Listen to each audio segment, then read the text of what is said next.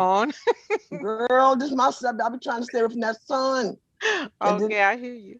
And then the house, comes through in the evening. But how you been? I'm feeling good. I had a nice long vacation, There you imbibing go. of the spirits and good There, vibrations. there you go. Yeah. Good Good. Mother's Day. Oh, absolutely. Very Absolutely. good. Glad to Great. hear that. Yeah, yeah.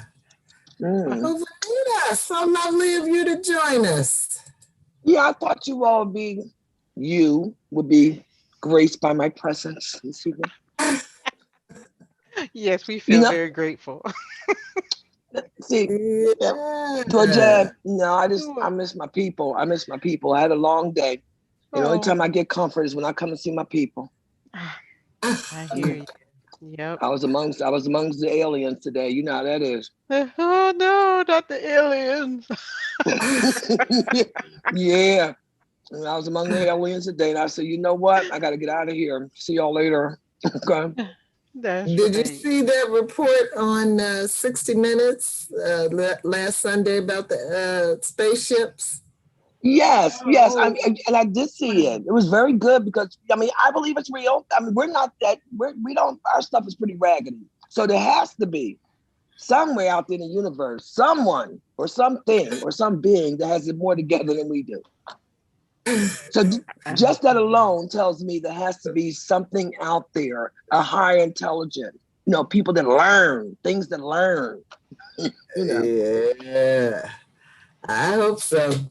But yeah, Me too. Georgette, you should look it up. You'll find it interesting. But She sure it's will. just kind of what has been coming out. I would say over the last year or so that that quite a few pilots report seeing things when they're up Mm-hmm. there in the skies, and they have Mm-hmm. some pictures, that they showed. But it's becoming more and more mainstream, and I Mm-hmm. think they're really getting us primed for the big reveal. Well, no, I mm. told you I see him in Stop and Shop. Remember I was telling you? No, no, you're laughing, Georgia. No, no, no. I look, I'm, no, I I'm, I'm, definitely I no, am. wait. I have seen some strange things in my life, and I'm like, no, I didn't see that. Mm-hmm. And Mm-hmm. trying to talk myself out of it, but no, I Mm. totally believe you, Vanita, No, because I have mm-mm. stuff myself. Okay. Yeah, I'm very sensitive to vibes. And Hmm. Michelle knows I've called her and we've talked about it because she's my best friend. If I tell someone else, they may think I'm insane. So certain things you only share with people that love you Yeah. and that know Yeah. you. And I've been in places before where I've looked in their eyes and you could just look from the front of their head straight to the back. And I asked Michelle, does Michelle tell you? Uh-huh. And I have dropped my stuff and left. Just, because no, what happens is it's not it's almost it's a very not a scary feeling where you say, oh my, you're trying to hurt me, but no, a feeling like you cannot look at them. You cannot be in that space.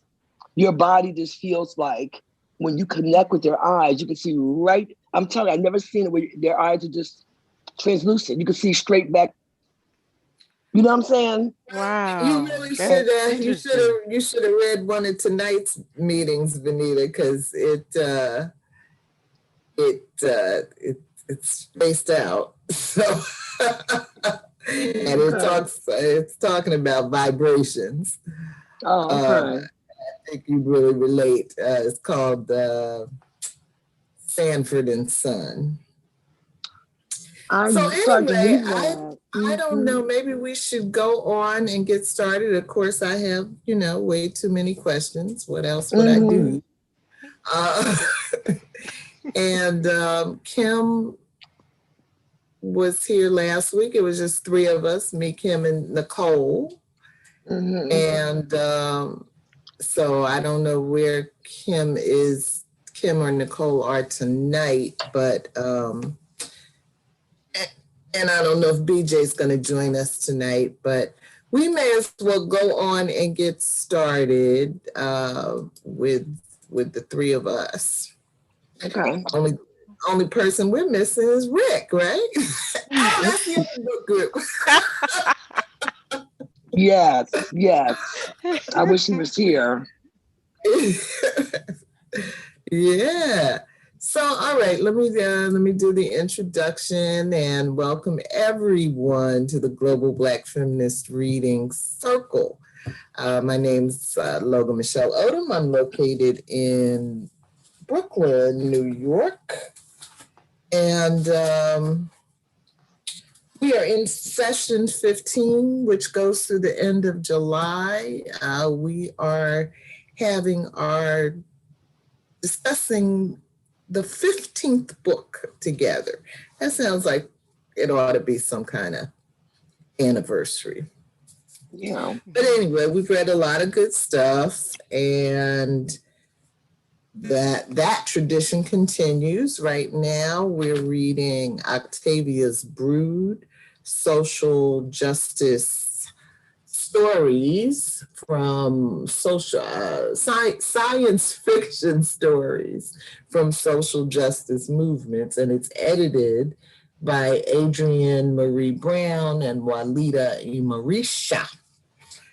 And so it's got all kinds of contributors in there and all kinds of stories which they describe as speculative fiction. Anyway, here comes Kim. Okay. We are about halfway, a little over halfway through this book group. Did I say the end of July? No, we go through June 22nd on this book. And next week, we're on break, next Tuesday. And so when we come back in 2 weeks, Janice Graham is scheduled to facilitate on June 1st with the stories Runway Blackout by Tara Betts, Kafka's Last Laugh by Vagabond, and 22XX One Shot by Jelani Wilson. And I think everyone has replied already to the question that I had about the way that I finished off the schedule. So I think the only one that I may need to hear from is Nicole.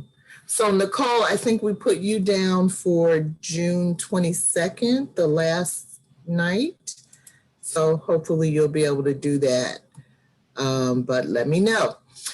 Anyway, tonight we have one short story and one screenplay called Little Brown Mouse by Tunde Olaniran and Sanford and Sun, SUN, by Dawolu Jabari Anderson, which is the screenplay. So let's do the rest of our introductions. Hey, Kim. Hi, everybody. Hey. I'm Kim. Hi, I'm Kim. I'm in New York, and here is my book.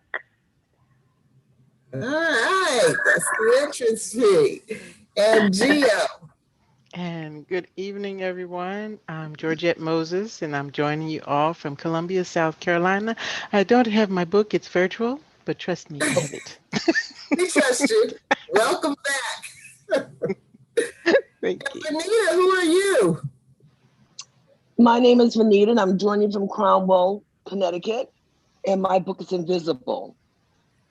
Okay. Sci-fi film.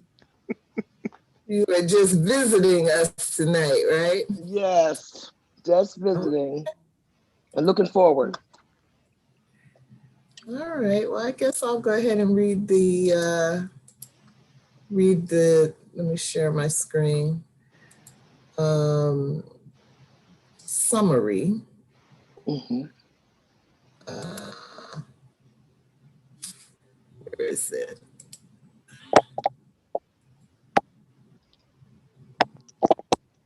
Okay, can you see that? Not yet, but it's Mm-hmm. coming. Okay. Yeah? Yes. Mm-hmm. Okay. Tonight we continue our journey in Octavia's Brood science fiction stories from social justice movements, edited by Walidah Imarisha and Adrienne Marie Brown. Little Brown Mouse by Tunde Olaniran is a story of conquering fear and finding purpose and value in a mental health condition that allows Thomas, the lead character, to shift between alternate realities. The story offers a window to the inner experience of a young man suffering with bipolar schizophrenia. At age 11, Thomas felt nothing when killing a mouse. The imagery of a little brown mouse is blurred with Thomas's identity as he moves through various mental health challenges, paranormal activity, and states of reality. Thomas had problems since he was a child that affected relationships with his sister, Angie, and he believes led to his mother's death. His world changes after his first seizure, and he begins taking several antipsychotic drugs. Emergency room doctors eventually referred him to a psych ward where drugs flowed. Benzodiazepines for catatonia, antipsychotics for schizophrenia, and mood stabilizers for bipolar disorder. Mom didn't want it, but what could she do? She wasn't a professional, just mom. Doctors and therapists and friendly Miss Brooks, who came to their house one day and asked Thomas questions alone with him in his bedroom, she was just a single mother, maybe not smart enough to use birth control or have a job with better insurance. Since the glass of water and until the accident, Thomas's mind and free will belonged to other people, to strangers. At age 23, racked with guilt and considering suicide, a near drowning experience in the tub, and newfound urge to live lead Thomas to an encounter with a voice in his head that helps him see the purpose in his painful journey. In Sanford and Sun by Dawolu Jabari Anderson, Fred Sanford dreams he is taken to a Black sanctuary of enlightenment by musician Sun Ra. Music and dance, rhythmic equations are used as rituals to unlock conformity and lead Black people to exploration of our deeper history and capacity to define our own worth and become self-determining. Through encounters with the characters, thoughts on Black food, medicine, and attire are explored.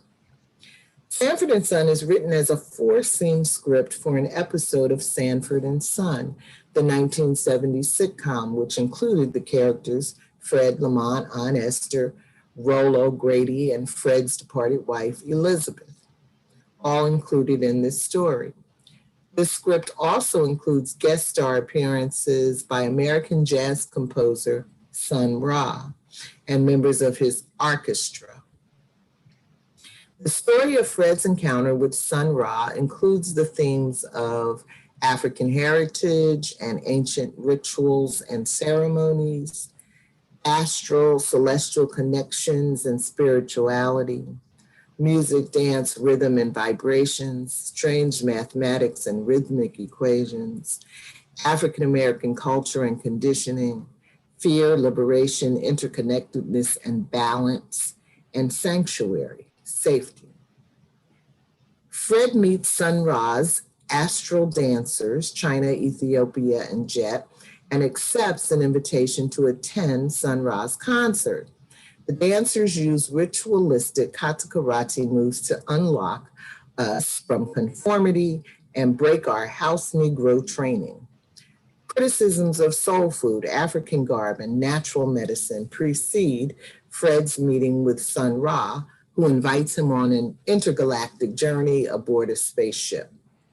When Sun Ra and Fred arrive at the Black Sanctuary, Sun Ra explains this place of enlightenment and how Black people have been living a myth, but need to explore our deeper history to define our own worth and become self-determining using rhythmic equations. I came from a dream that the Black man dreamt long ago, said Sun Ra. I'm actually a presence sent to you by your ancestors. Your entire life, you have been veiled from the fiery truth of enlightenment. You believe the extent of your existence is the role of an ex-slave, an Afro-American. But what were you before that? You have both an outer space and an inner space to explore. One should never exceed the other. Inner development prepares you spiritually, while external works help society. When you abandon either, you suffer the consequences of subjugation. This is why you become dependent and beg for jobs from the system. This is why you beg them for rights. Fred never made it to the concert, and it seems his encounter with Sun Ra was a mere dream until Sun Ra sends a message to Fred of hope of meeting one day at the Black Sanctuary. So, with that, I did highlight a few questions. So let's start with number 5. Who wants to read?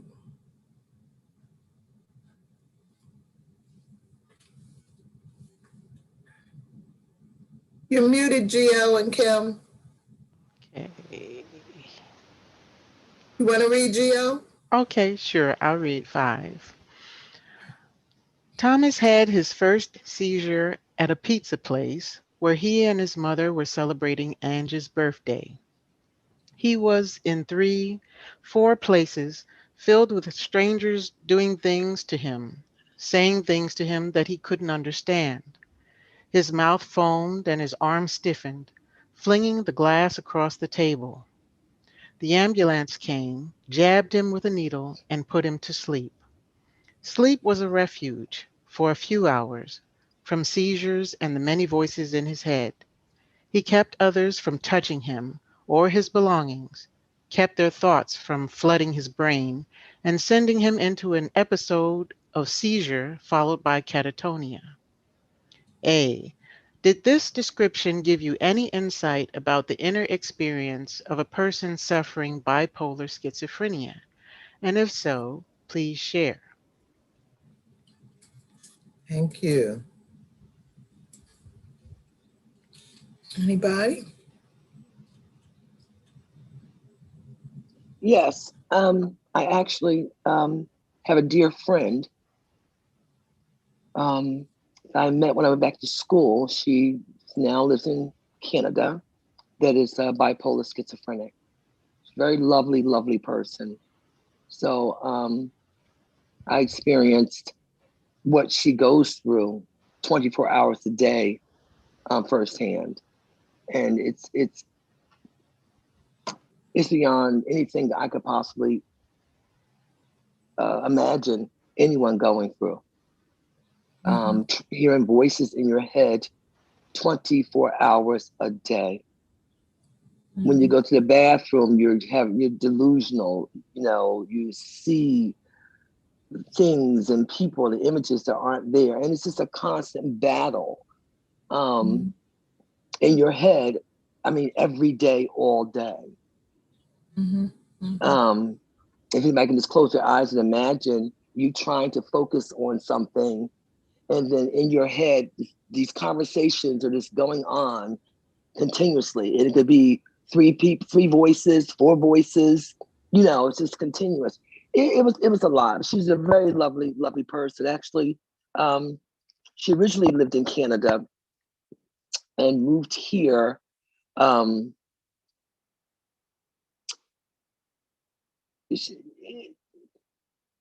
without disclosing too much, she moved here with her father, which was a registered nurse. And he took the job here because also too, there was better treatment here for her. And they stayed here probably about a couple of years, and then they moved back to Canada. But as in this story, the strain that it caused with his sister is also what she experienced with her family. But she had a very loving father, which is who she ended up living with permanently. Very lovely man, and an excellent nurse, registered nurse, that was our, guardian. But it's a lot. That's the first time I have ever had a firsthand experience is when I met her. And again, she's so lovely. So lovely.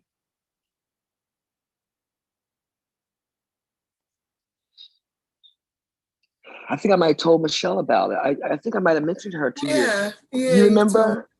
Mm-hmm. Yeah, I told you about her. And we became friends, and I'm so happy that I was able many times, because it's hard for other people kind of shun away.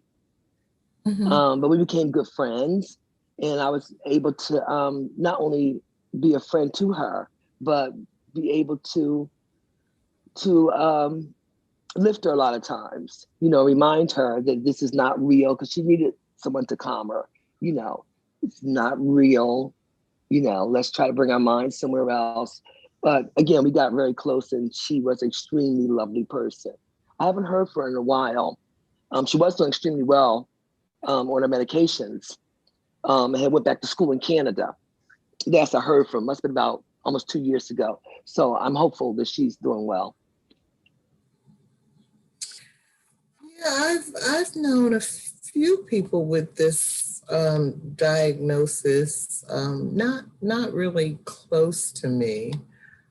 And so I just thought that this particular story, Little Brown Mouse, which I think you would enjoy. Did you get this book, Venita, Octavia's Brood? No, I didn't. Okay. I think you would enjoy this story. And I think that the story gave me a better kind of image of what it must feel like to have that condition. So. Come on. And then Do the y'all spirit. count? Yeah. I do know someone. Oh, go ahead, Gio. No, go ahead. You already started. Go ahead. Um, who had that, and they would share with me the fantasies, and it's like the first time I heard them talking about it, it was hard to just go, what now? What's saying? And then I had a neighbor that had something like that, and was always talking to me about it, and eventually their spouse kind of said to me what was going on, and not to be so alarmed by what was happening. Yeah, so it did give me more of a perspective inside of that world, but it also talked to me about how we're all on this spectrum. That I know people who you just can't touch, and I'm not a big. You're not gonna be touching on me too much either, unless there are very few people that I want to touch me. And so I was just like, I relate to that. I got you there, baby. So it's just amazing how we all have our stuff. We all have our stuff. And so I could see some little kids that I knew, as my daughter was coming up, who, they were hard to get along with, because they had these different I would just kind of say ways about them. And so that just really helped me to understand, what some of their needs were. um, and what they may be experiencing. But what the story really did for me, which I was amazing, that I think this might be one of the best stories in the book, was that it said, "Are you sure you know what you're looking at? Right. That could this person have gifts and insight that you will never know how important this person is?" So when Mhm. you look at the idiot savants, is that how you pronounce that term? You Mhm. just don't know when you're looking at genius and when you're looking at brilliance. So you just can't Right. write people off because they have something about them is different than the way I would deal with something. And then the last thing I'll say is how this writer turned it into he might have the key, the answer, Mhm. that he may be from the future needs him. Mhm. It didn't need me, it needed him with Mhm. his with all the pills and all the everything that they were trying to give him. So it Mhm. just made me look at when we think about a black future, who might be those people who are the leaders then, and it may not be the ones of us that we think. Right. Mm. Wow, Thank I'm you. so glad you went before me, Kim. Yeah,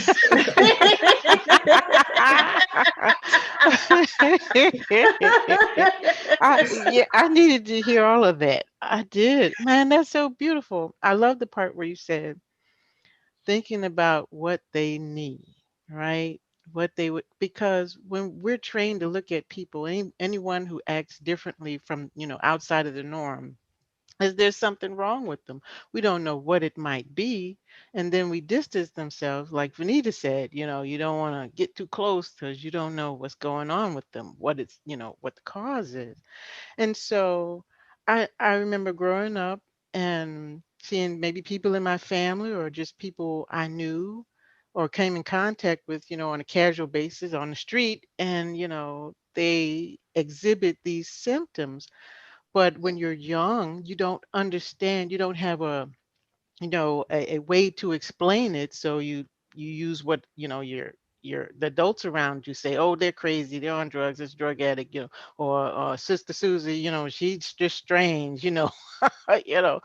But as you get older, and if you try to be, I think, emotionally intelligent and just, especially if you have somebody in your family who's acting like this and you're trying to understand, you want to understand, then you learn or how to look through their eyes, right? Because you have to deal with them maybe on a daily basis. And when they go into these states, what will you do to help them, get to a place of balance and feeling safety, while they're going through that thing that's happening in their head, that scenario that they've built, their reality at that moment that may not match what's actually going on, but it's happening and it's very real for them. And so I like this story. I like the way it developed. And I also listened to it on audio as an audio book, um, because, and I love the ending of it to, expose that what you think is insanity may not be. It's just something different. And then when you fold that into our reality, every day science is just saying, it's not what you think it is. We live in a holographic universe. Okay, why Mhm. couldn't it be real? It could be real, right? And as we were talking before we started recording about, the existence and the revelation more in mainstream of extraterrestrials, not only in our dimension, but multidimensional. Well, why, maybe, some of these things that some of these stories and imaginative creations could possibly be based on a fact, someone's Mhm. truth, so maybe the people we think are strange and not able to conform to our reality or how our cultural situations, are actually not from here. Okay, and they're Mhm. just trying to figure it out. They don't even know, or maybe they forgot. I've read many science fiction stories and watched many movies that kind of follow the same kind of line. What we think is insanity or some type of dysfunction could just be something else. If you open your mind and your heart, you know, you might Mhm. learn something, or might be helpful in some way. So, yeah, I just want to that's a leave you good with good something. question. Hmm. I want to leave you with something funny when you're done. I just thought about Go her. ahead.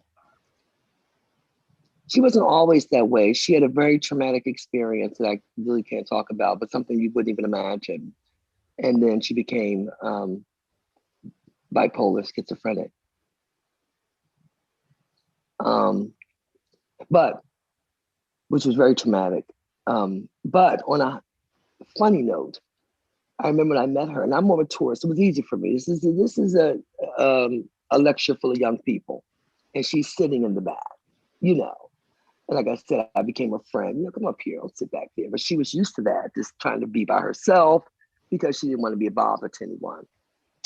I remember when we maybe a few lectures in, and she says, "You still want to be my friend?" She was asking, "You still want to be my friend?" I said, "Yeah, just don't do nothing crazy." Okay, joking with her. She said, "But Venita, I am crazy. Didn't I?" I said, "Oh, that's right." We had to laugh. She was really gorgeous too, very dark, deep skin with these beautiful white teeth. Just absolutely fabulous looking. And we used to have so much fun. It was just amazing how we got close, and she could just laugh at herself. And when I said to the day, because I was messing, I was just being funny. I said, "Yeah, I'm gonna be your friend. Just don't do anything crazy. Don't make no sudden moves." She said, "But didn't I tell you I was crazy?" I said, "Oh, yes, right. All right. So don't make no sudden moves. That's what I'm telling you." But she had such a good, and she was very bright, extremely Yeah. bright. Yes, extremely intelligent. But I used to be so hard. She was just so. Actually, I miss her. I missed her when she left, but she was just so wonderful. Just I don't know what happened to her. Was a very unfortunate. It caused her to go into bipolar schizophrenia. And I don't think people understand that very traumatic experiences can cause your mind to just go. And because of that experience, it's almost like she had to create a body outside her body and a mind outside her mind. That's the way I saw it to be. And that's when the brain took over and just created all these other characters in her space. And I'm not sure, maybe as a distraction because of the traumatic experience. But it's really amazing. I mean, and I did try to understand as much as I could, but it's just amazing. You can go on forever trying to understand what your mind, your brain actually did to absorb that traumatic injury. And Yeah, and I remembered years ago hearing that that science was saying that we only use about 3% of our brain capacity. I don't know what the current science says on that, but 0.5% it makes down. me wonder what could possibly be going on with that other 97%. And a friend of mine was telling me a story recently about a guy who had a stroke recently, and they did some kind of surgery on him, and he went into a coma after the surgery. By the second day, the hospital was saying that if he didn't wake up by the next day, they were gonna pull the plug. They were gonna pull the plug. This man woke up the next day. Right. And, it just makes me wonder, was he hearing, all of this going on outside of him? Was that other part of his brain saying, you better wake your ass up? Michelle. Yeah. They were saying that there was Mhm. a woman who had brain surgery, and when she came from out of the brain surgery, she only spoke French. Like she never Oh, I studied heard French that. a day in her life. And there she Yeah. was, like, conjugating vowels and everything. And Michelle, that question is so fascinating to me. I'm loving this conversation. It's like this brain of ours is such a unexplored planet, Absolutely. Mm-hmm. But let's look at this. There's another question I want to get to related to this chapter. Well, We're can I talking just about say Little Brown. one last thing? Yeah, yeah. That I don't know if people watch the movie Lackawanna Blues. No. Oh, a long time It was ago. this beautiful movie. It's about 20 years ago. It just talks about how this woman had this rooming house and she just helped everybody. And one of the people that she had helped was paranoid schizophrenic, and he was very dangerous. And as long as if you mess with him, you might get cut. Ooh. And so whenever he would go into, somebody would insult him or do something that was hard and he'd get a knife, she would shake these keys. And she said, "Baby, you want my keys? You want my keys?" And he would look, and he said, "Keys, keys." So whoever he was about to attack, all she had to do is shake these keys and he would just go, "Yeah, I want the keys." And his mind would just forget all about the fight, the knife. He put the knife down and she would lead him off. It was just the most loving thing to figure out what would calm somebody down, and pray that it works every time. Pray that it works every time. And the last thing I just wanted to say was, when we were talking about you never know who people are, if anybody remembered that movie, The Brother from Another Planet, Yeah. and that he wasn't from here and he started dating this black woman, and things start going very well and they're in the bed together, and she sees that he has like Martian feet, and she was just like, "Now wait a minute, how'd you get what who up in here?" So you just never know who people are. See, that's not funny. That's not funny, Kim. That's not funny. Oh, you experienced that? Yeah. That right there. That's a lot. That's a lot. Yeah. Kim, Kim, That's would a you read lot. question 6, please? Let me switch my screen real quick. Yes, I could do that. But either you're gonna have to tell me why that ain't funny. I'll tell you later, but that's All not right. funny. Okay, I'm getting there. Question 6. Emergency room doctors eventually referred him to a psych ward where drugs flowed. Oh boy, don't make me pronounce all of these things. Benzodiazepines. Yeah, if you could read the names of the medications, that would help my. I think it's benzodiazepines for catatonia, antipsychotics for schizophrenia, and mood stabilizers for bipolar disorder. Mom didn't want it, but what could she do? She wasn't a professional, just mom. To doctors and therapists and friendly Miss Brooks, who came to their house one day and asked Thomas questions alone with him in his bedroom. She was just a single mother, maybe not smart enough to use birth control, or have a job with better insurance.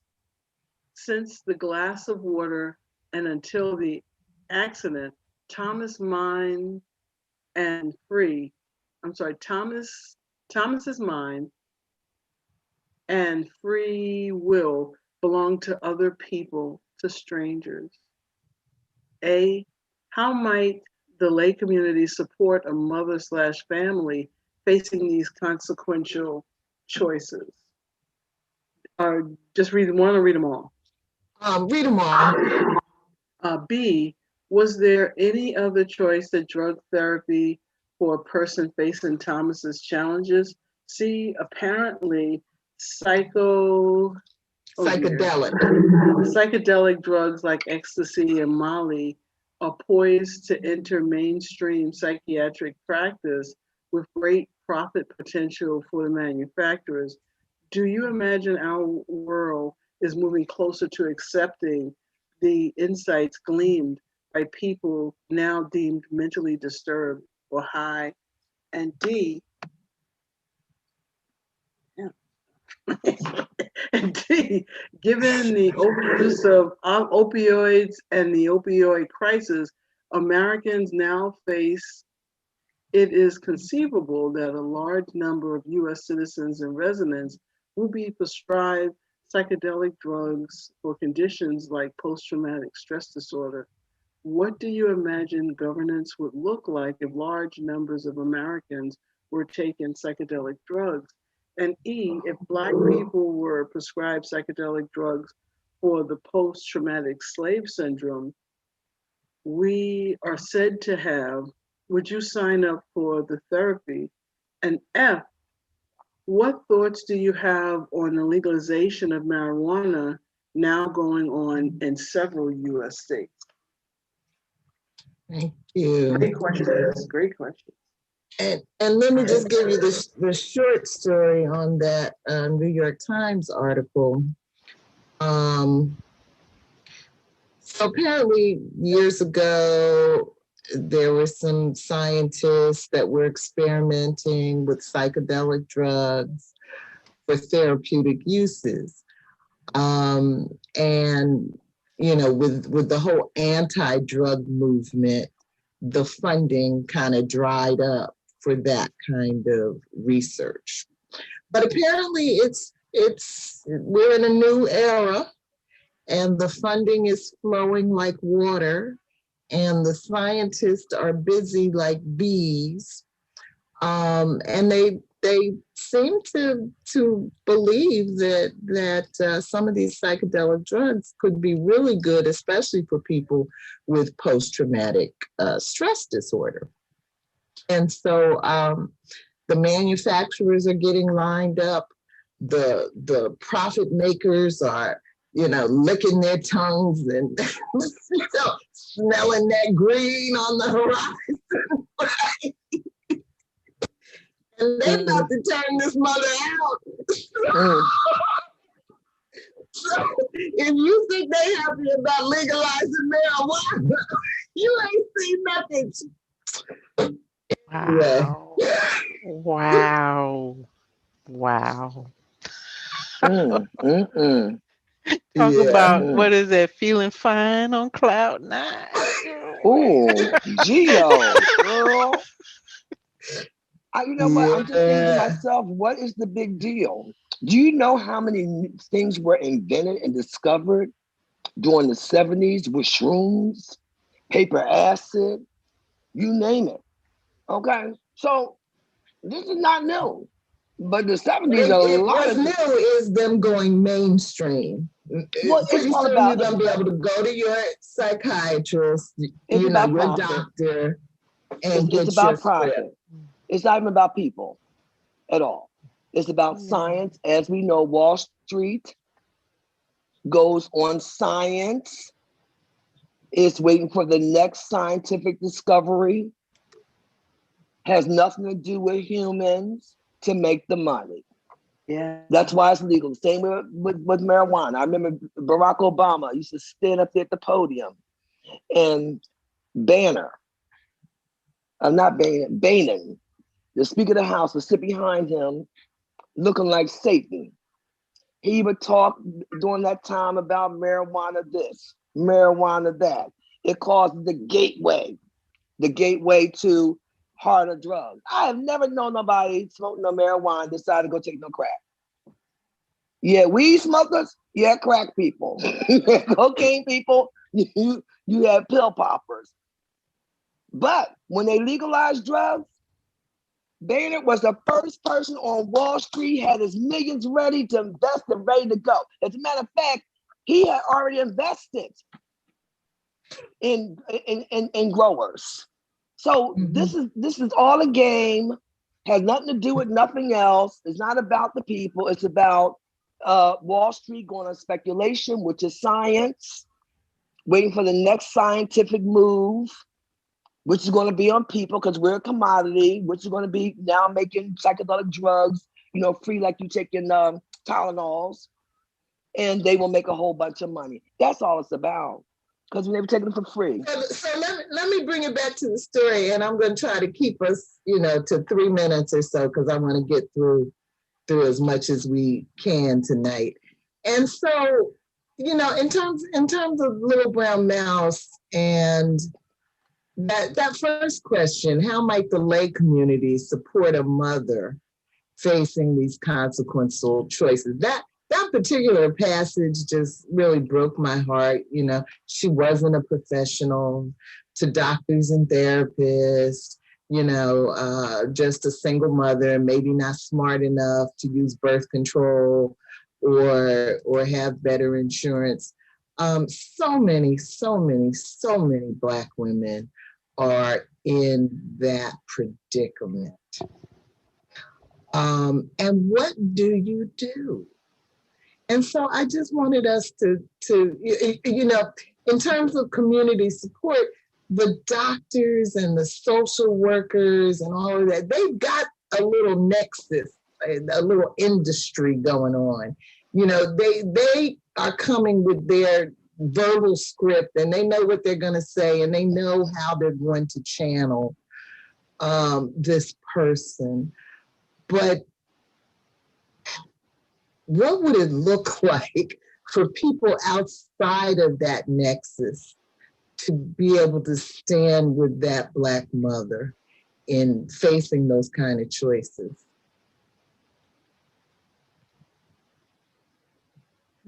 Well, first you have to remove the stigma of, you know, of the um, of it, you know. Hmm. And I think kind of normalizing it um, in school, right? The way they normalize other things they want us to accept and be able to deal with later, instead of it's something that, oh, hush hush, and just, give them some drugs and shove them off into the institution because, okay, mommy and daddy or grandma and grandpa can't deal with them. um, and providing support groups. Here's is access to people who look like you, were in the same situation, and are working their way through this, because it's not a pill solution problem. It's a lifestyle problem, right? You have to understand, as best you can, as far as science is concerned, what is the causation? Why is this happening? And how to deal with it to make the child, or the person's life as normal as possible, or be able to fit in with your, the family's life, and not feel isolated. And I'm imagining that there's some guilt here, always feeling, oh, why is my child, not normal, not, what did I do, or why has God cursed me like this, or anything people normally do because they feel responsible. But to take that, education, to take that away from the person so they don't feel like it's their fault, and then concentrate on the child, the individual, a whole team of people, not to medicate only, but to help them uh, integrate into the society that they live in. So, and have it not cost astronomical numbers. Have it be part of a um, government, system. A lot of people don't like that word, entitlement, but it should be an entitlement, because face it, we have people, who are affected this way. And it could be environmental, it could be genetic, it could be, psychological, a traumatic instance, as the science develops around it. There are other ways to handle this so that the person doesn't end up a vegetable. Like I'm thinking of, oh, who's the singer? Oh boy, back in the 80s and 90s, she was bipolar. And so Phyllis she ended up, Hyman. Phyllis Was it? Hyman, yes, right. Yeah. And she could not perform when she was medicated, so she stayed off the medication to perform. But unfortunately, she engaged in risky behavior. And so just going back and forth like that, and not having a support group around her, you know, to kind of mitigate, things that happened, she ended up taking her life. And I wonder how many other people, have just said, forget it, I'm done. I can't go back and forth like this. Right. So yeah, there needs to be a constellation of services around that. Really, if you really care about that person having Yeah. a full life, and successful, productive life as much as they can, you would create these environments for them with all the tools available, and not have it, be out of financial range. And think of how talented Phyllis Hyman was.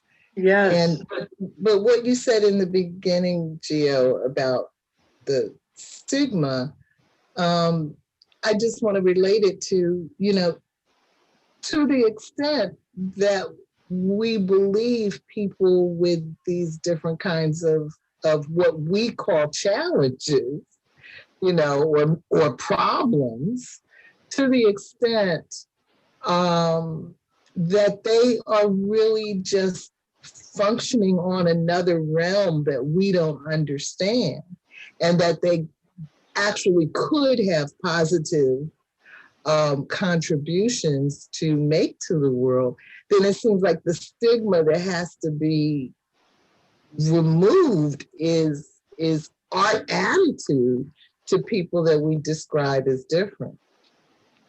Hmm. Yes.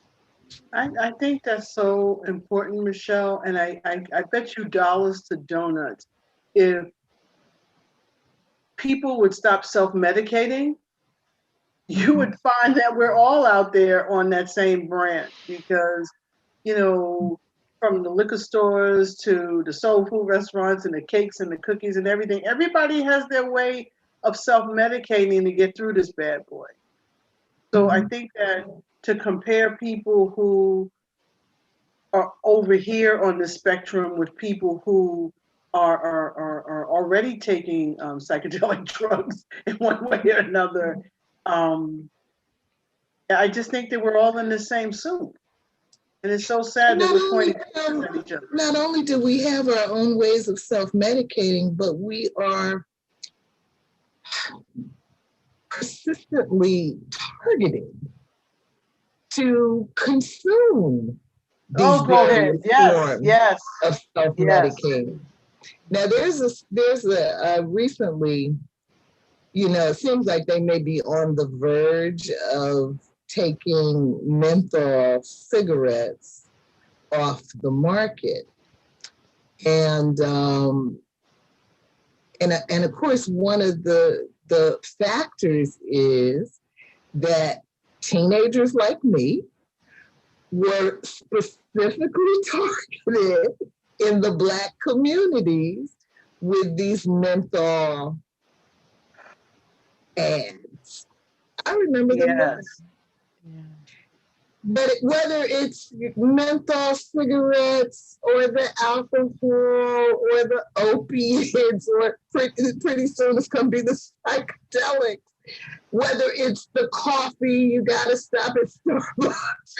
Every corner, you can't go a block without having whatever. All of these substances are being heavily marketed to us. That's never going And to then, stop. and then there's ways that you self-medicate without substances. They're workaholics, people who work 70, 80 hours a week, and sex addicts, and you name it. There's all of these ways to self-medicate to keep that beast down.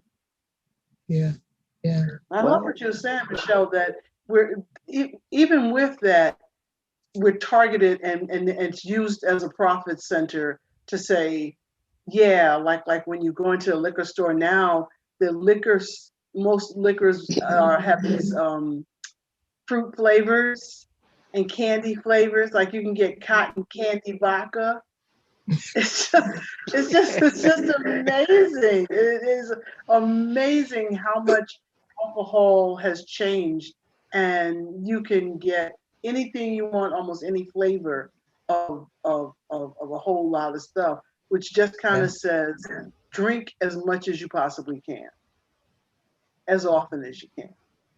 Right, right, right. Ooh. All right.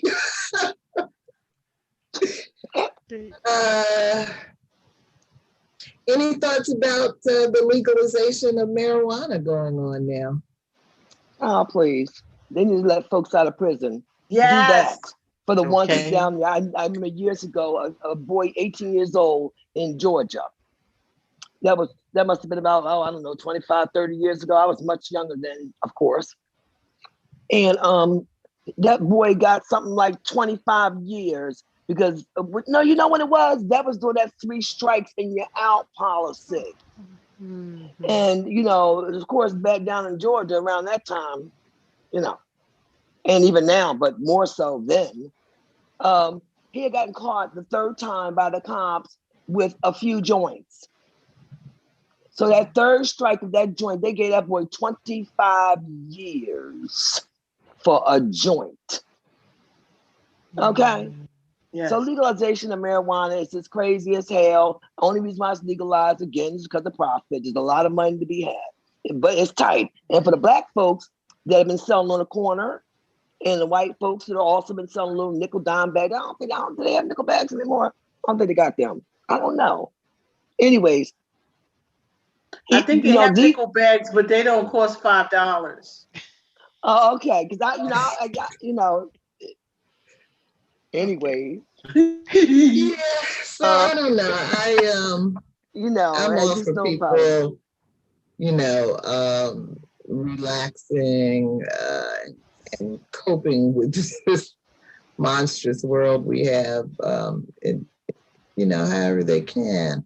That's right. It does concern me, though, when I think about the possibility of having more people in the country who are high as kites on one substance or another, while the robber barons just do their thing, It seems like some of us are going to have to try to stay straight. Well, what are the urinalysis going to look like for these job interviews? Well, see, that's what's unfair about it. Alcohol is legal. Alcohol is legal. It's what they want to be legal. We have functioning alcoholics every day that sit at the helm of Fortune 500 companies. We have functioning alcoholics who get up every morning and take a shot like I take that coffee. What I'm saying. So, and I've never once, and I've read many stories and I even know people personally where a person that smoked marijuana got behind the wheel and killed a family of 4. However, I've read many, many stories and have known people personally where that has happened to. So this whole thing about the marijuana not having your right state of mind and all this other crap, worry about the functioning alcoholics that go out there every day that have a full... Well, my point is, I think there's a lot we can be worrying about. There's a lot. It's a lot. But, I'm just saying that, economically, people are focusing on marijuana, and the focus, it's okay when they say it's okay. And alcohol has killed more people, both physically, both get behind the wheel and the car turns from a vehicle to a weapon, than marijuana will ever do. Yeah, well, if I am strapping into my plane seat, I don't want my pilot to be on alcohol, on opioids, on psychedelics, or marijuana. I want my pilot or my surgeon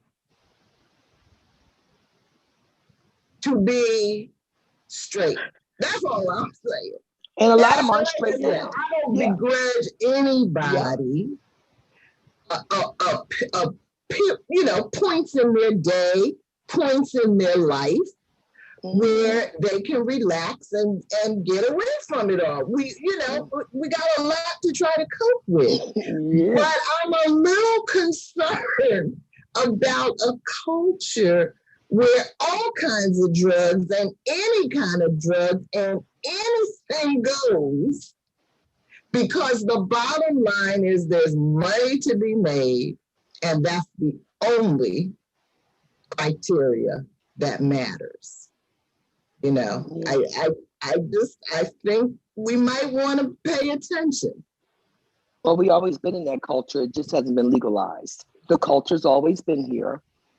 It's always been here. This is not a new revelation. It just has not been legalized. That's the difference. But it's always been here. Always.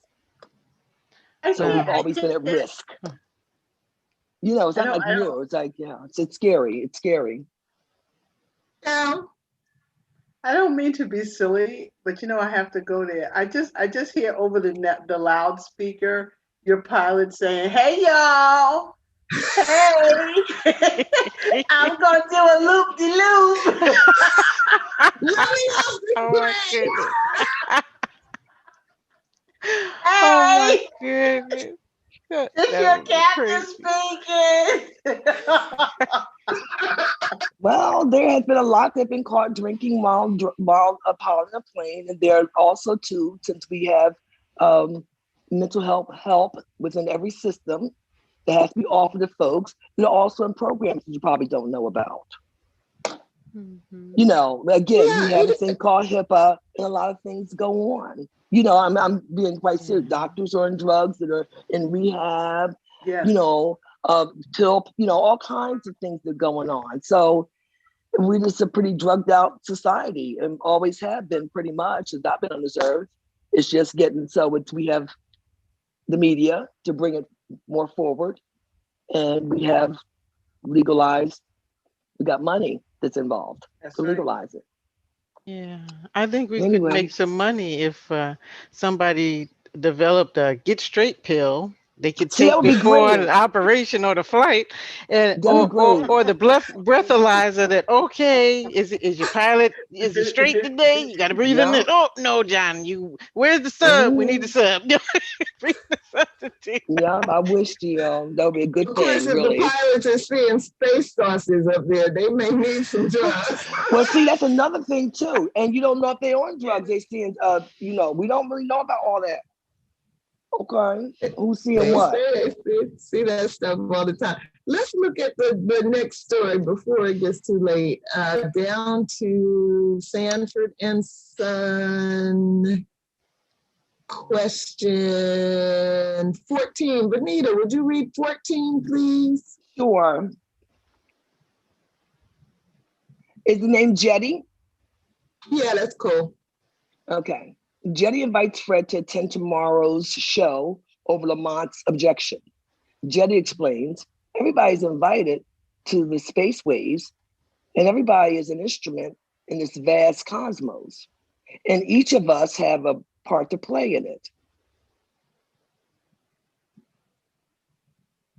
A, if you were an instrument in an orchestra, which one would you like to be and why? Okay. B, from the perspective of social change, what are the various parts to be played, and where do you see yourself in such a system?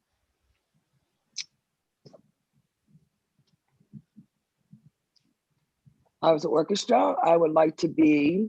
And there's a question C. Oh, I don't see C. Scroll down. I scrolled down, and after A, B, then it said couldn't preview the file. There was a problem loading this page. So I don't have the rest of it. Okay, I'll read C. C is in the May 15th episode of Our Common Ground with Janice Graham. BJ discussed the need for more local organizing.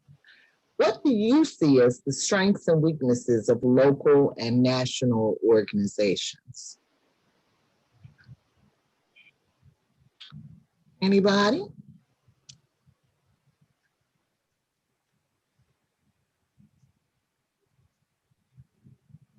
if you were an instrument? A harp. I think I want to be a harp. Because I love music and I love harps. Harps and violins have always been my favorite. I used to play the violin actually in the school orchestra, in elementary school. And harpists, I had a harpist at my wedding. It's so mellow. And it's a complicated instrument to play, but it's very mellow and it's very soothing. And there's something elegant about a harp. It's something mystical about a harp. Like you can imagine yourself in this beautiful enchanted forest with long dreadlocks. Was gonna say blonde hair. Long. I'm being silly. I'm tired. I have to have some. My blood sugar getting low. I need some dinner. Okay. You know, can you imagine this nice, this angelic type glow around you, and everything was fabulous, and you had all these colorful mushrooms, and you just, not mushrooms that you take, just mushrooms in nature. You know, I mean, I have to be so careful with you all. I'm telling you, your mind. And you know, you can imagine a harpist being there. You can just imagine just hearing harp music, and it's just very soothing. I like soothing music, soothing instruments, and violins are absolutely fabulous. Always have been. I like orchestras. I like symphony orchestras. That's one of my favorite things. Well, I think I would be a piano. Why is that? I just love the beautiful sounds of a soft piano, and Ramsey Lewis would be the only one I would let play me. You know what? You know, you always got to go someplace where no woman dares to go. You would risk it all. Risk it all. Take my keys. Oh my goodness.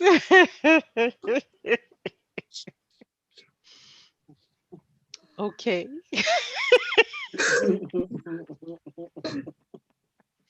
Oh my goodness. Well, gee, I don't know. I think I never quite thought about it before. If I want to be an instrument, I guess I'll be the bass guitar because everybody can get on that beat. I mean, not that way. Wait, maybe I said that wrong. No, I see you, Kim. I see you. You know, I mean, you know.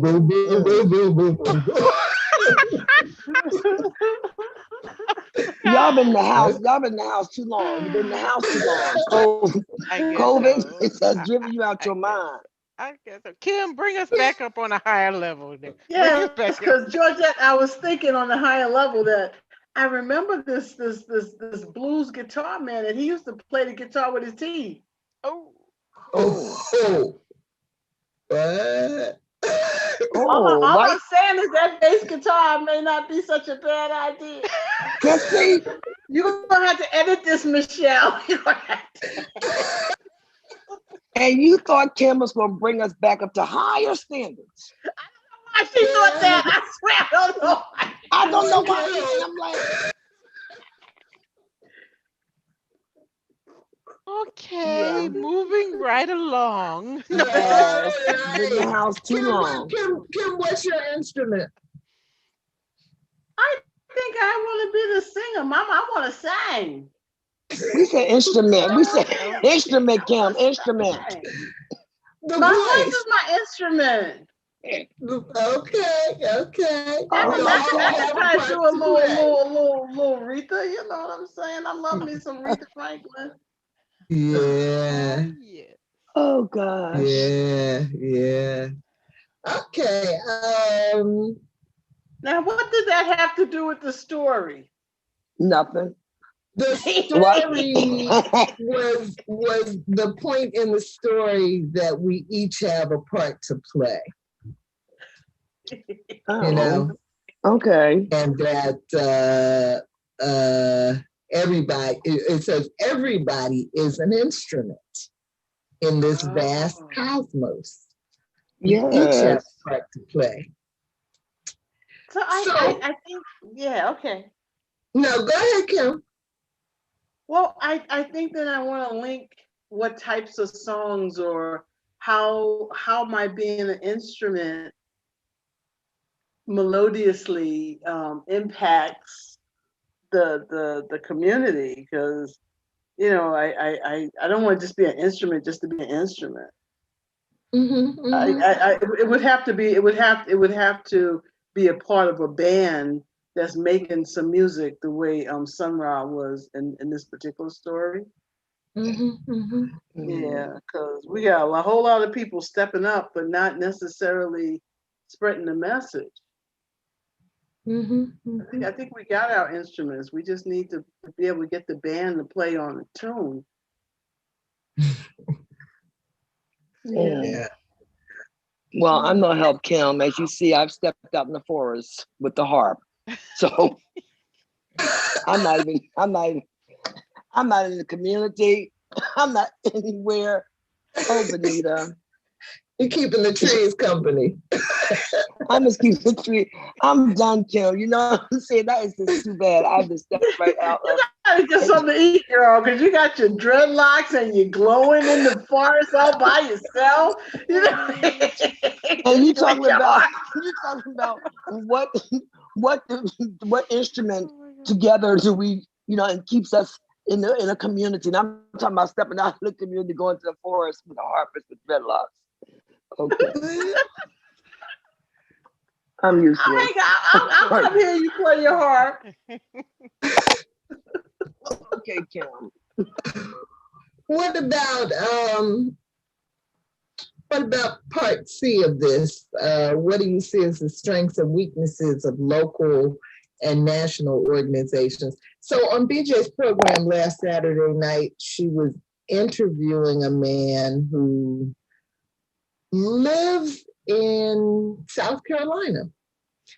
And he has a startup organization. So she was kind of asking him a lot of questions about what his plans are and how he's a doctor, and it sounded to me like his plan was a bit convoluted. But anyway, at one point she asked him what his focus was. Was it, regional or local or what? And so he said that he really planned to work on the national level. So, it's about services for Black people, health services, legal services, a lot of different ideas he had going on there.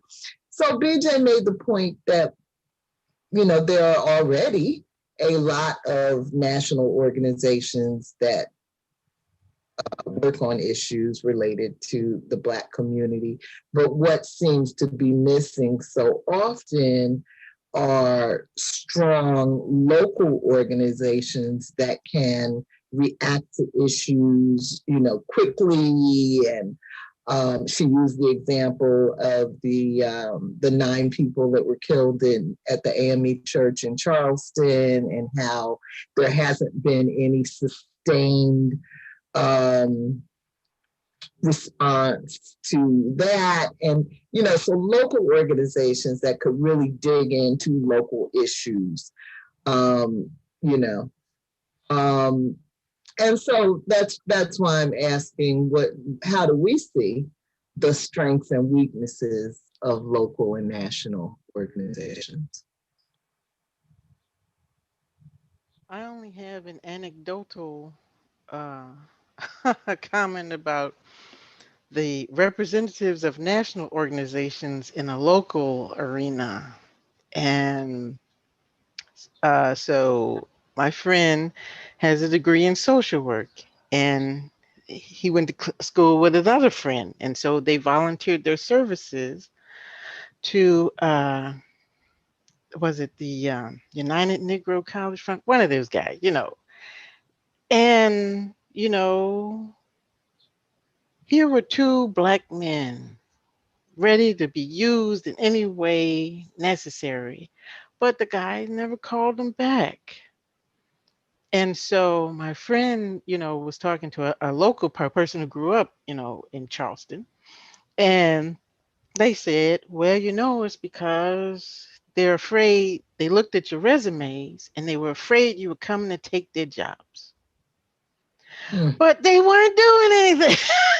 Okay. Mhm. So, I can't I think it's regional. It's location. Location is everything. Where is the spot, right? And what are the forces you have to work against and who you have to work with? So you've got internal and external forces. And if everybody's not on the same page, with the same motivations, not feeling, I don't know, some kind of way about, who you think you are, right? The Mhm. ego problem. Mhm. How can you continually, work towards the goals, whatever those short-term and long-term goals are? And then there's the political piece, right? Where some, if you have an organization that's involved with a church, well, who are they really fighting for, right? Because we got a Mhm. big church in the area, and the pastor is political. Okay, we had the Obamas come in, which is cool. All it's all well and good, but Mhm. still, you know, what's your focus, right? Mhm.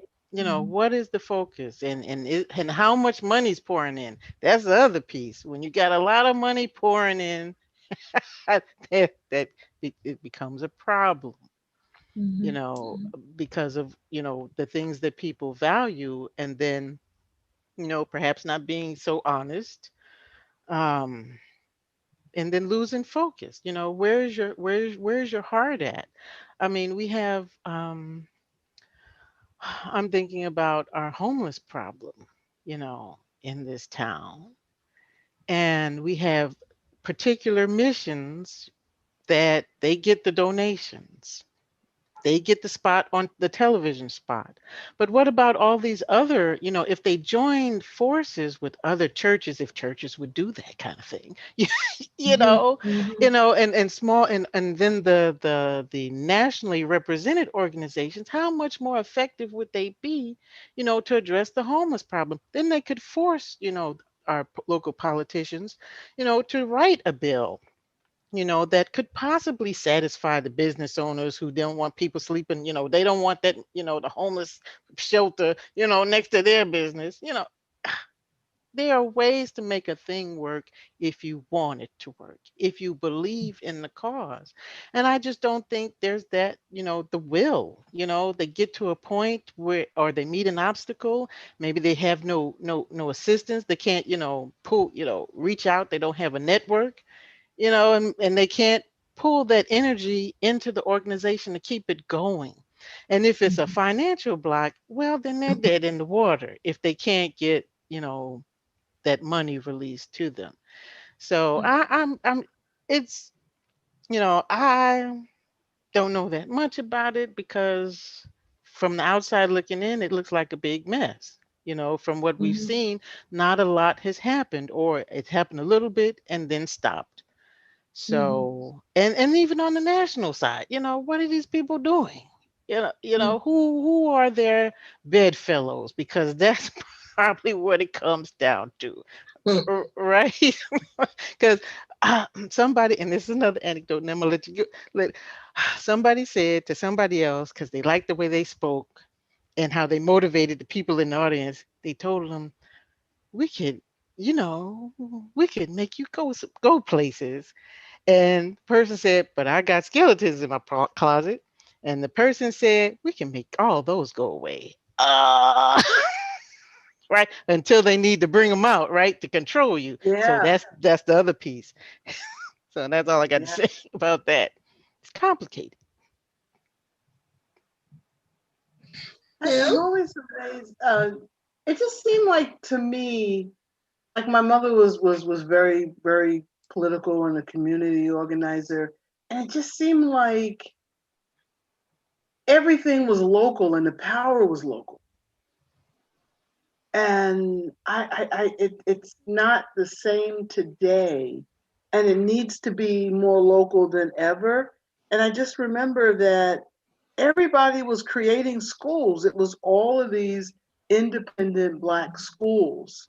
And we could then teach our children what we wanted to teach, and what we needed to teach.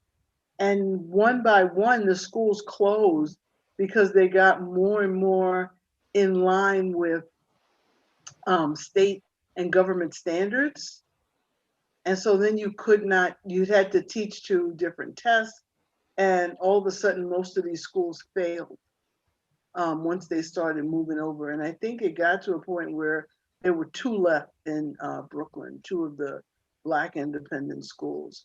And one of them closed because the community didn't support them in the way that they needed to support them. So I just feel like it's really crucial for us to figure out how we go within, because nobody's coming to save us except that local level. It's like we really need to look at what is it going to take for us to not look for the same system that can be oppressive to be the healer, to be the savior. And the only thing I could think of is local, to have our own schools, to have our own organizations where you call them, like I think Bed-Stuy has this wonderful Black Amalams company where you call them and they get you to the emergency room. And I just think that we need to see more and more those things replicated where, you know, if somebody is having a psychotic break, that there's somebody to call other than the police. You know, so I just think local is key to figure out that how do you get the local power back in our communities.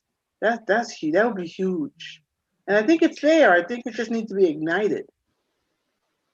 Yeah, and I imagine, Kim, there's a relationship between, you know, no longer living in segregated communities the way we once did and being more spread out and, you know, losing some of our local energy that way. But regional would seem to, you know, give you a bigger catchment area to try to work collectively around things. Let's, I just want to take a quick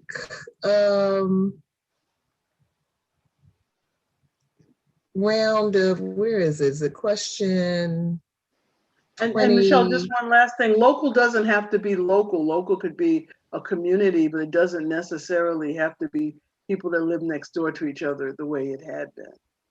Right, right. Let's take a quick look at question 23 before we leave. I really like this question. I'll read it. Sun Ra sent a message to Fred through Lamont. Perhaps someday we can ride rhythmic equations and all meet up at the Black Sanctuary. What would a Black sanctuary look like to you? What sanctuaries are available to Black people now, if any? Janice Graham often refers to her talk program as a Black sanctuary. When trolls, hecklers, and sundry troublemakers enter her chat room or use her call-in line, they receive a quick verbal thumping and a boot out the door. How important is it for Black people to have spaces where we may commune, chat, and interact with each other, safe from observation and interference by others? How important is it that we take on the challenges posed by those who impose themselves where they are not wanted? What challenges do we face in our modern technological era of creating Black sanctuaries? What challenges has integration created for creating and maintaining Black sanctuaries? So what would a Black sanctuary look like to you?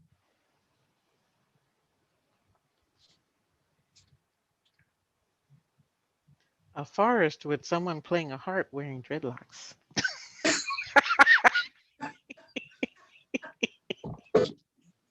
You're muted, Venita.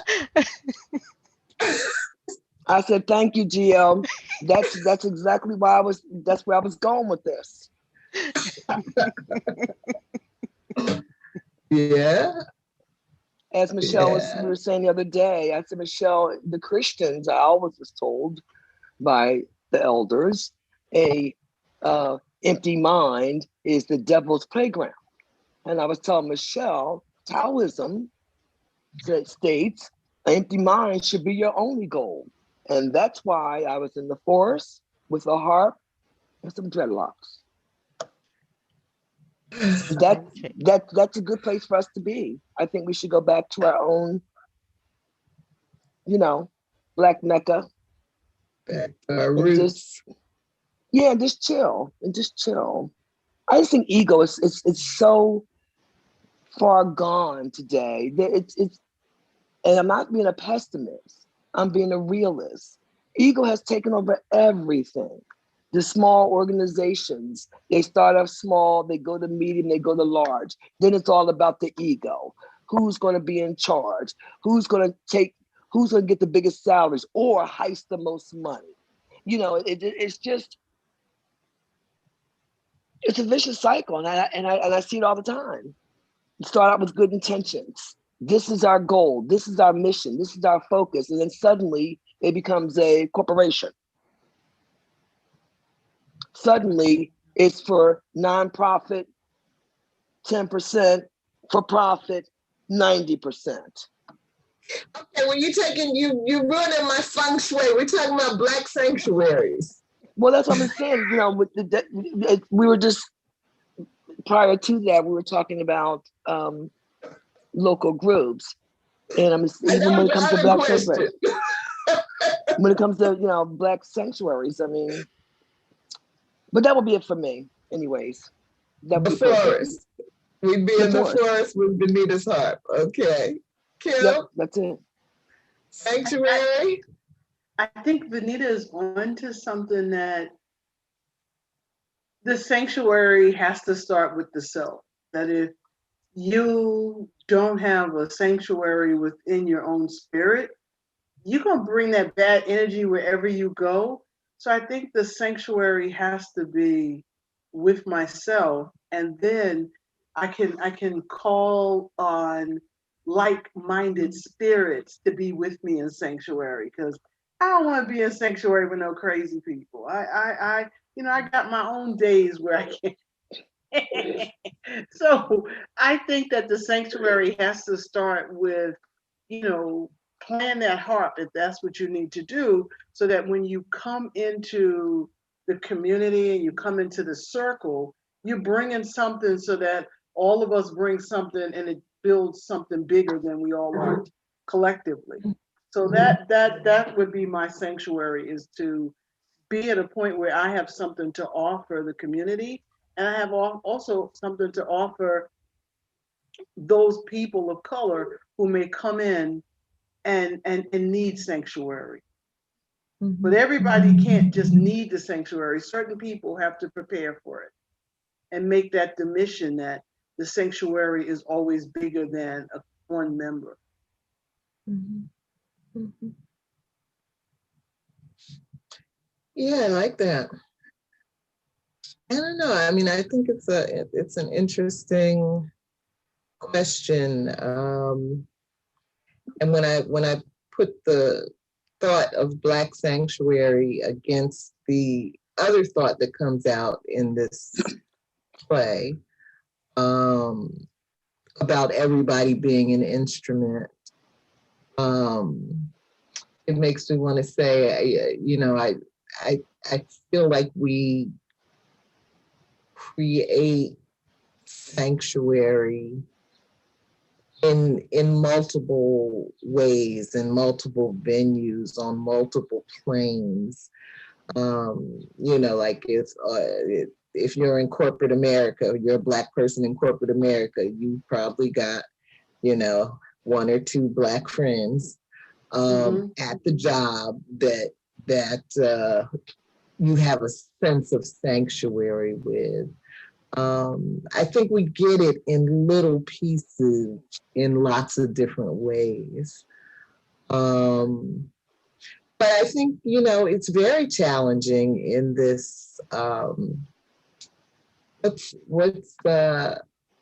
there's an expression in The Handmaidens, under his eye. Under his eye, because they're always being watched. Under his eye. If you know the show, it'll give you chills. And it's kind of like that, where we are constantly being monitored and analyzed, and it's kind of like the old days back on the plantation, on the auction block, being plucked and poked and teeth pulled apart, and like we're constantly being monitored and programmed, and so I think finding those moments of sanctuary is very challenging, but but they exist. They exist when you know how to find them. Mm-hmm. Yes, indeed. And then, especially now during the pandemic, I'm finding that there are so many more sanctuaries on Zoom for just us, and you better make sure somebody gave you the password to get in, otherwise you ain't getting it. Right. All right, ladies. Did Georgette answer her question about her sanctuary? Oh no. Georgette thought she got away. Oh, darn. Okay. Well, you made me think about Star Trek and how they have the holodeck and you can just dial in whatever you need. Right. Oh, wow. Yeah. So Well, if That you sounds need, like if those you need, psychedelic drugs too, though. oh You my gotta be goodness. careful with that. No, I'm thinking about if you need to, have Ramsey Lewis tickling your keys, or or Sun Ra singing sweet rhythmic equations into your ear. Yeah. Did you all You can have listen it. did you all listen to the Sunrise that I shared? Did. Yes, I did. And I'm like, this is that jazz that you Ah, just, you ain't dancing to this. Okay, that's all I'm saying. Especially that long one, the one that was 19, I think it's called the Cosmos. That just it just sounds like instruments being tuned, right? Yeah. Which a lot of, that kind of jazz fusion can sound like, those guys, or straight ahead jazz can sound like that too. But, people really dig it, whole communities of people don't say anything about the Miles Blue period or whatever, we gonna stab you. No. I did feel like my brain was being cleared out. Oh my goodness. But I had heard of Sun Ra, but never, really delved into him. But I pulled him up on Wikipedia, and he has an interesting story. Yeah, he had a extraterrestrial experience, perhaps. Oh, really? Yeah, he dropped out of college because he had a vision. Well, he says they came and took him to the place. He was on stage, and it was people from Saturn, and they told him that he needed to stop going to school because something bad was about to happen in the world, and he had a message to give to the people. And so that's what he did when he got Oh, back. wow. And then in, was it 42 or something, he was drafted and he wouldn't go. He said it was a conscientious objector and some other stuff, and the judge said, hell no, you going to war, Negro. But But he argued with the judge, and he used biblical and historical and some other things, and the judge was like, "I've never seen a Negro like you." And Sun Ra said as they took him to jail, "And you never will." I'm like, this guy got real big balls. What? This guy is something else. So yeah, Yeah. they need to make a movie about Yeah. this cat. This is quite interesting. Yeah. Yeah. So I enjoyed this story. I mean, I thought it was a little preachy at times. But I enjoyed it. There's we could be talking about this. We could be talking about both of these stories all night because they were very rich. Yeah. Right. Oh, but I hated all the mouse business. It was just like, come on, don't nobody want to hear about no mouse? Drowning it and it dying, and oh my Yeah. God.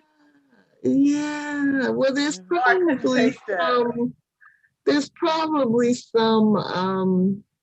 like if Nicole, you know how Nicole is so good at linking uh imagery and metaphor and all of that there's probably some significance to the mouse, Definitely. but I don't know what it is. Especially as a spirit animal, and the Native Americans give different animals different characteristics, so. Okay.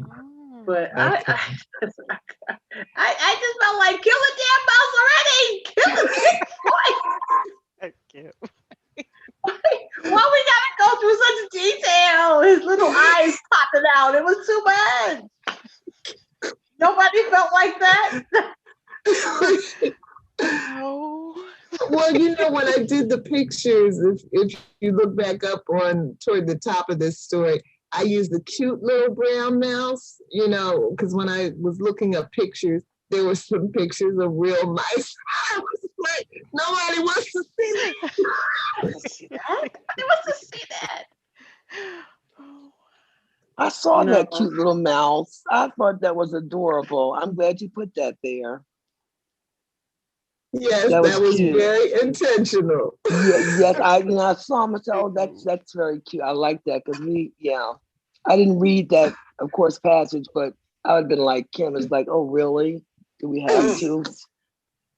Yeah. Venita, they went in, girl. They went in. I It said, was I'm not not pretty. on that. No. Mm-mm. Yeah. Yeah. And But this was the Michelle, person. This was prior to him being diagnosed with schizophrenia, bipolar Yes, schizophrenia, because he was a when he was child. a little boy, Okay. he killed the mouse Mm-hmm. by drowning it, and he felt nothing. Well, And then a few years after that I think they don't say exactly when, he had he had his first seizure. And so he went through that, and then at one point he was arguing with his mother while she was driving a car, and he grabbed her arm, and she had a car accident. So he carried a lot of guilt, feeling like he was the cause of his mother's death. And so then it was on his sister to kind of care for him. But of course, she was worn out, from all of that. And he just kind of existed in this world of his own where he heard voices and moved through different states of reality. And he thought at one point when he was trying to understand what was going on with him, he read a book about ESP. And I kind of wondered about that because she put it in there, but then she didn't, follow through on it.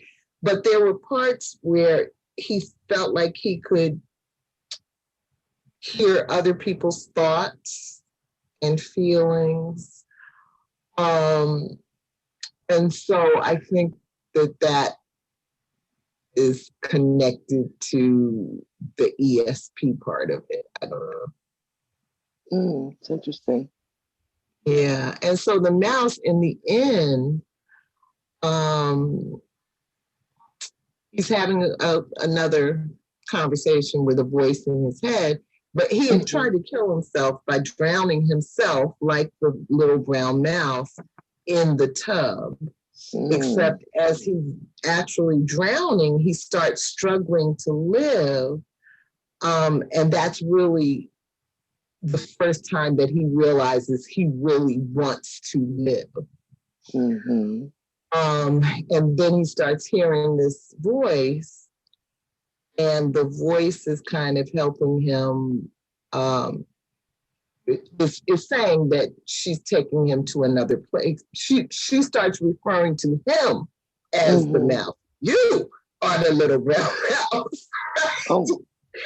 But she's going to take him to this other realm where his condition is actually like a superpower that allows him to step in and out of different states of reality. I'm gonna buy the book now. It was interesting. I know, for me, you all probably have heard me say this before. Michelle, I don't mean to interrupt, but I'm sorry. I need to step off. So I didn't want to interrupt the conversation, but see y'all in 2 weeks. Okay. Okay, it was nice seeing you, Kim. Thank you, Kim. Love you all. Bye. Kim. Bye, Venita. Bye, Georgette. Bye, Michelle. Bye. I just, when my mom passed, and it was like everything was so weird, like my brother. It's like her. It was like he was possessed by her spirit. He was doing stuff that she would do, like mopping the floor and taking out the trash, and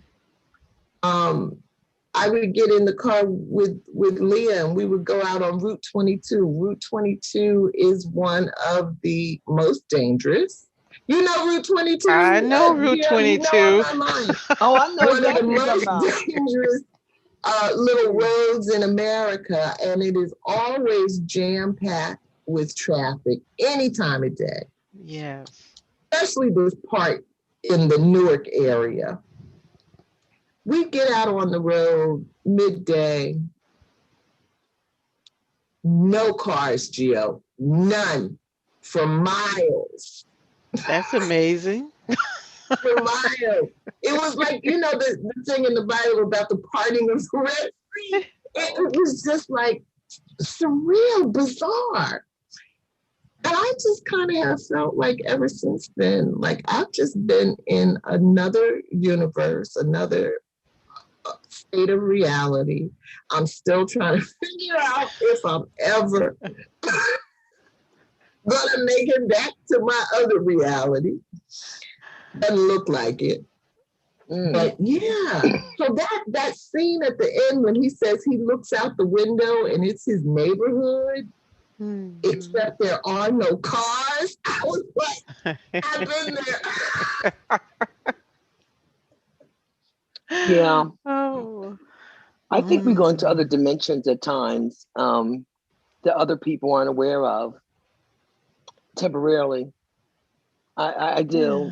Because I think there's so many dimensions to life that we can't touch or feel or see. And I think sometimes we cross their paths. And if you tell a person that might not have happened to, then they think there's a problem. But I felt this happen. I believe it happens all the time because all these little particles and all these dimensions are constantly just floating around you. And I do believe that sometimes we cross those paths temporarily with the street without any cars. Like you just went into this little dimension for a minute and then you come out and you're back in this god-awful place. But I believe that. I think that's a lot of mentally challenged people. And I can't say ill because ill is kind of heavy for me. Mentally ill is like very heavy because I've known people that have mental challenges. A professor, Asperger, you heard me talk about him, brilliant, statistician, mathematician. He's my probability and statistics professor. Could tell you any kind of stat. You just name the day and the year, whether it's 1932 on Tuesday, May the 3rd at 8 o'clock in the morning. And he can tell you exactly what went on that day, from the baseball stats, if there were any, and I believe he was in another dimension. However, that was his only thing. Other than that, it was more like a almost childlike person. Mm-hmm. So and some folks would say Asperger's is, is a kind of, autism words and Asperger's float together. They say a lot of computer technologists, you'd be surprised when they test them, are on that autistic Asperger's scale. And those are some of the jobs that they also suggest or fields that they go into. And he became my friend. I don't know why I'm just drawn to people like that. They're just interesting. I always find the people that are very different like that. I don't see them as like having mental illness or challenges, just as like being like a level beyond me, and beyond the people that I know. And he was extraordinary, absolutely extraordinary. But he didn't, sometimes he'd be unkept. He hang his sweaters on hangers, which I told him how to fold them. And he would come in with the hanger. You have those hanger things? Yeah. And and he had like the 3 pair of beige khakis that he wore, his 4 favorite sweaters. This is all semester. His 2 favorite shirts. And he had an array of hats. And he was, like all kinds of hats. Baseball, different kind of caps. So he's more childlike, but he was so brilliant. His brilliance, it sounds, I'm thinking about, remember the character Data from the original Star Trek? Yeah. Data. He was a robot. Well, he looked like a person. Okay. All right. So I'm trying to think back. I think that's Star Trek Next Generation. Mm-hmm. Oh, is that Next Generation? Okay. Yeah. Okay. Right. With Captain Picard and the rest of that. Yes. Yes. Okay. Jean-Luc. Love that voice. Love his voice. All right, you all. Well, wait a minute. Hold on. I'm going to stop the video, but I want to tell